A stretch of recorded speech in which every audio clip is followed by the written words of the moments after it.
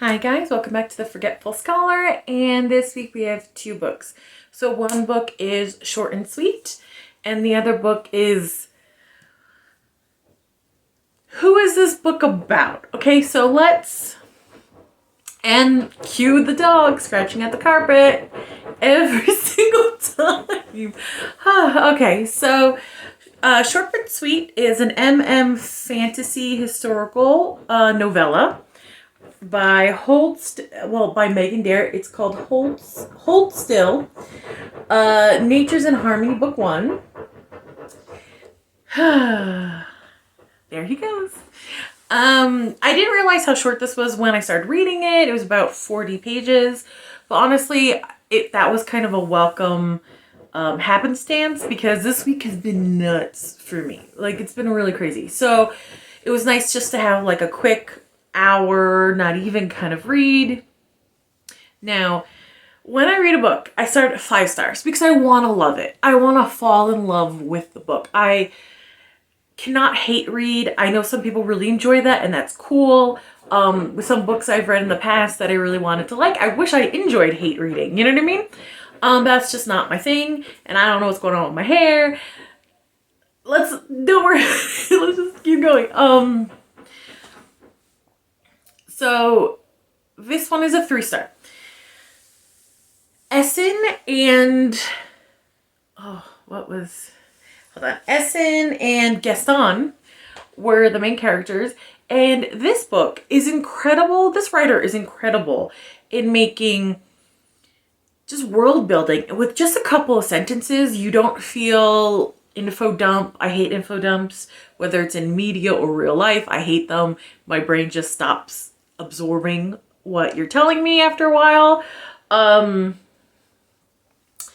But this world, there's elementals, there's dragon shift, like dragon, she's a queen, like, and I guess it takes on prevalence of like human shifters, because they're in human guise, and then there's griffins, lions, centaurs, and just in 40 pages I got this amazing world view of like this world used to be at war. All the shifter races were at war until the queen I don't know.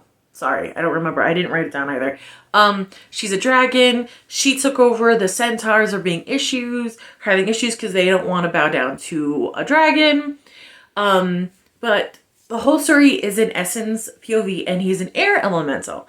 And apparently in this world, there's a saying that earth magic can bring an elemental down, But he's like, no, that's been mistranslated because it's actually a romantic notion that an air elemental needs someone to bring them back from the air, because Essen could basically become air.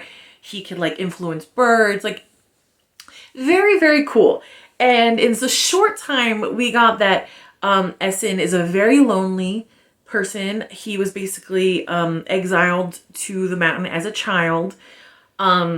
He's a very sweet person because he said no to a marriage contract because he knows he would be unhappy. But more importantly, to him, his spouse would be unhappy, and he didn't want that. You know what I mean?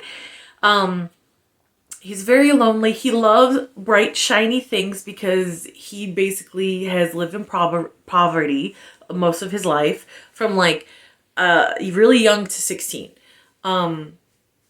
He doesn't expect love and affection from anybody because his parents didn't give it to him. Like, I just felt so bad for Essen, And then Gaston, we never get his point of view, is the queen's man, and Essen figures out that he's the queen's illegitimate son, and he's a chimera. Very fascinating stuff. They go to the centaurs. It was good. I did want more. I think the world building, perfect. I just fell in love with Essen. I wanted him to have a happy ending, and he does. I just feel like because it was so short, I wasn't along for the journey when they fell in love. You know what I mean? It just wasn't there. They travel together. It's very fast forward. They have sex. You don't get details. Very fade to black in that instance.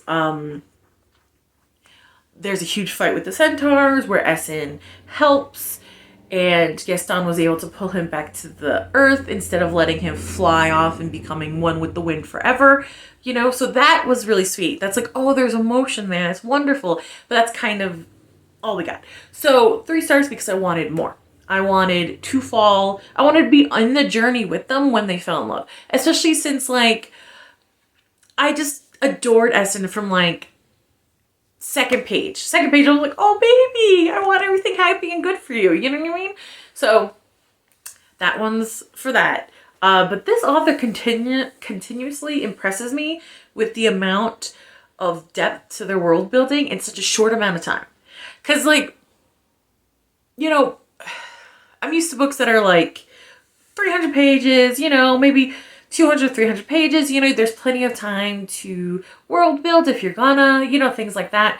And, you know, in the past, before I had this channel, I read books that were like 500 pages and still not a good world building like this. Like, it was incredible and just so short and sweet, but still you got it. You know, you didn't feel like you were being lectured. You didn't, I mean, at least I didn't feel bored with the world. I'm intrigued with the world. I don't know if I'm going to read the second one in this just because it seems like it's going to be an FMM. And I tried a few of those. I'm not the biggest fan of those, personally. So yeah, 3 stars for this guy. Okay, so the next one is, whose story is this? So it is our beloved Lisa Kleypas, Cold Hearted Rank, the Ravenel family, book 1. And I put this on my Instagram, but like, oh, look at that step back. That is so pretty. Ah, oh, so nice. Okay. Again, this is a 3 star.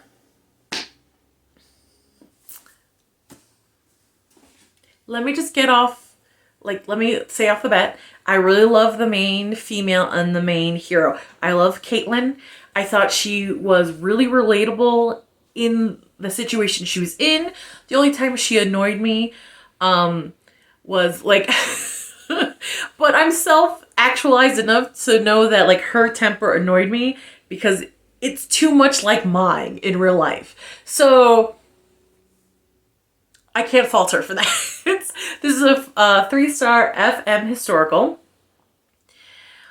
Devin, I really liked him, and he felt different because the thing with this author tends to have the same kind of male archetypes, but their females are wonderful. So, you know, you're kind of like, oh, that's disappointing because you want to love both of them, but oh, the females are so good. So, you know, it's kind of like, that's just their writing style, I'll deal with it, kind of a thing. But this book kind of disproves that because I felt Devlin was unique. He was unique. Yes, you could probably take apart his characters and be like, oh, this was like St. Vincent and this was like Marcus from the Wallflowers and things like that. But he had a sense of humor to him that I haven't seen in the other Lisa Kleypases. So he felt unique. Once again, the title, not really applicable, doesn't really make sense for this book because, sure, the first chapter, he's like, oh, let me stop, calm down, rewind. Okay, so his cousin Theo, who is the title that owns the homestead, he dies. So being the next male heir, Devin ends up inheriting everything he doesn't want because Devin and Wes, and we remember Wes from his book, they don't want this kind of responsibility. They think the Ravenel's males are monsters and should just die out because their father was a piece of shit. You know what I mean? So for the first chapter, what Caitlin overhears is that he's going to break apart the estate and sell it because it's in disrepair. It's going to take a fortune to fix. And, like, you're told that he's a rank by rumors that Caitlin hears. And then stuff he talks about with Wes. So it's told to you that he's a rank. You don't get the sense of it like you do with the Wallflower St. Vincent. You know what I mean? So I was a little like, okay, you're doing that again. The thing where you know, you tell and not show and the other way around. So, okay, all right. That happens sometimes. I'm still enjoying it, so let's not focus on it. But that's kind of the only time you see him being cold-hearted. Like, he goes above and beyond. Like, at one point, he saves second-class citizens from he's in a train wreck. He gets his friend out. He's safe. He sees a family trapped in the second-class cart. Other title people wouldn't have done anything. He goes back in, risk his life to save them. Like, that's the kind of person Devin is. So the title, like, I feel like I have to do mental gymnastics to get to the title. It works a little bit, but you guys know me and Lisa Kleypas' titles. It's like an ongoing war. Anyway, the reason I say this is like whose story it is, we get Wes's point of view. I love Wes. His story where he marries a widowed mother of two is like my second favorite of the Lisa Kleypas books. The first Hathaway is still my first favorite, but like so close. I adore Wes. And in his book, he's put together, right? In this book, you see him get to that place, like shed off his drinking and indulgence and starting to care about other people other than just him and his brother. So I loved that journey, but we didn't need his point of view. He's not a huge character in the story. He's a secondary character, you know? And it came up and I was like, oh, we don't need this point of view, but like I adore Wes, so okay. That's like a point down for me because we didn't really need it. He's not prevalent to the story. I want to know more about Caitlin and Devin. What are you doing? And then what really got me is one of Theo, the deceased Ravenel sisters. He has 3. Helen, we get her point of view and we get her match for the next book in the series, Marrying Winterborn. We get his point of view. We did not need those point of views in this book. And not only did we get those point of views, they took up a big chunk. And I was like, okay, I really like Helen. I really like Reese. I get it. But I want to know more about Devlin and Caitlin. It kind of like stopped the flow of their romance to like, oh, let's look at these other people's romance for the next book. It felt very like, you know, we interrupt these messages for commercials. Like, that's what it kind of felt like. It was like I was reading commercials for the next book, like advertisements for the next book. And I'm like, no, I really want to know about Devin and Caitlin. Go back, please. So that's why it's a 3-star for me, because of those instances. And, look, I've read books where 2 romances were happening at the same time from different books. Okay, I took these down from my shelf. That they're usually up here because the Mallory series by Joanna Lindsay is some of my favorite books in there, and I feel like this is one like at her prime. But Tender Rebel and Gentle Rogue from the Joanna Lindsay, they're Mallory family books, and these are for our James and Tony. Now these 2 are the youngest in the Mallory brothers. They're both ranks. This one's a pirate, you know. Their story happens at the same time. But I'm gonna need visuals for this. But in Tony's story, you get scenes from Tony's story in James's book from his point of view. So in James's book, you see him kind of mock Tony for falling head over heels for Jocelyn. No, I was right the first time, Rosalind. I should have trusted my memory. I love these books. Anyway, and then in James's story, you get scenes from Tony's point of view, specifically when Georgina is dressed like a boy and kicks him in the shin, which I love that scene. You get it from Tony's point of view, where he's like kind of mocking his older brother. And in doing that, as the reader, you feel like these books are happening at the same time. You feel the weight of it. You feel like the world's a little bit bigger, a little bit more complicated. And it's beautifully done. Again, Joanna Lindsay at her peak, I think. Because her latest Mallory books, no. That being said, I would have loved seeing Helen and Reese's romance from Caitlin's point of view, from Devin's point of view, because they have different point of views. Devin thinks they would be a good match, and also doesn't hurt that his friend is like ridiculously wealthy to help the homestead, so all the farmers won't get kicked out, because he doesn't want to do that. You know what I mean? And from Caitlyn's point of view, she hates Reese. She thinks he's a brute and doesn't want Helen anywhere near him. So it would have been interesting to see it from those two battling an opposite point of views, but we get it from Helen's. And because we get Helen and Reese's point of view, you see a little bit more connection, yes, but that should be in their book. But also, I felt really frustrated because Helen, no one's asking her what she wants. Caitlyn, who's so, for the whole book, is like trying to protect these girls, and I 100% get it, and I really liked her about it. She's very big sistery to them. But because we get Helen's like frustration, it kind of stopped me from liking Caitlyn as much as I was liking her at that moment. Because I was like, you don't want people forcing them into marriage and forcing them to do things that they don't want, but you're not asking Helen what she wants. You just assume she agrees with you and doesn't want anything to do with Reese. You're not communicating with her. You're not asking her, Caitlyn, shut the fuck up. You know what I mean? That's what happened to me when I was reading it. I loved Caitlyn. And then Helen's point of view from her, Helen and Reese's romance, I was like, Caitlyn, mind your damn business. Or ask Ellen what she wants. Communicate. Don't just assume she'll hate Reese because you don't like him, because your connection with Reese is very different than Helen's. And it took up so much of the book that I was like, but where's Devin? Because there is so much point of the book that Devlin isn't in. Like, looking back on it, I'm like, shit.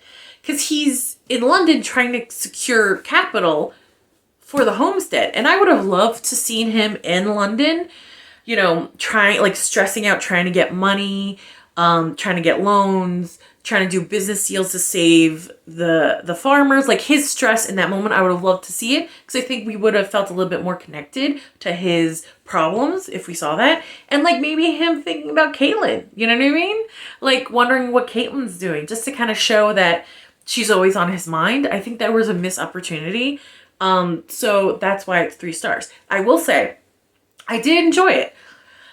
I wasn't going to read Marrying Winterborn until like maybe later on in the month. But now I'm thinking I might move it up because I really want to see Helen like push back against people. And I shouldn't but that's what gets it. Like, don't advertise your next book in this book. Come on, man. Wait till like the end where you give like a sample chapter. We're used to that. You know what I mean? But what I loved, what this writer continuously does, I always call her the third act queen, but the train incident that Devin's in happens more in the second act. And I was like, ooh, look at that. You go, Lisa Kleypas, venturing out a little bit. And that was a really intense, nail-biting scene. I was on the edge of my seat. You know what I mean? It was really well done. And how this author does family, beautiful. Like, the sibling relationships, especially, just exquisite. You could feel their connections, whether it's strained or not, through her writing. And I love that. Like, the humor, the protectiveness, the annoyance, like, everything is there, and it is chef's kiss. You know what I mean? That is one thing I really love about Lisa Kleypas. The family dynamics. I haven't read anybody that so far who's done it better. You know what I mean? Because you feel with Caitlyn how much Helen, Cassandra, and Pandora mean to her. And you could feel through Caitlyn's eyes how much Caitlyn means to those girls. And Devin and Wes's friendship, siblingship, beautiful. Like, the teasing, the mocking, you know, how when they got emotional, they're like, enough of that nonsense. Like, it was so good. I loved every second of that relationship. And Caitlyn and Devin, happy ever after, of course. I really like their romance. I think that's why I was so frustrated when it was like interrupted by Helen and Reese's, because I wanted them together so bad, and I was there for the journey. I was there as they fell in love, and I really like that. So there we go. The Ravenels, not as great, not as good as the Hathaways, but I'm enjoying it more than the Wallflowers. So there we go. So that's this week. I don't want to, but it's time for me to get back to the real world. Like, comment, and subscribe, and I'll see you later. Bye.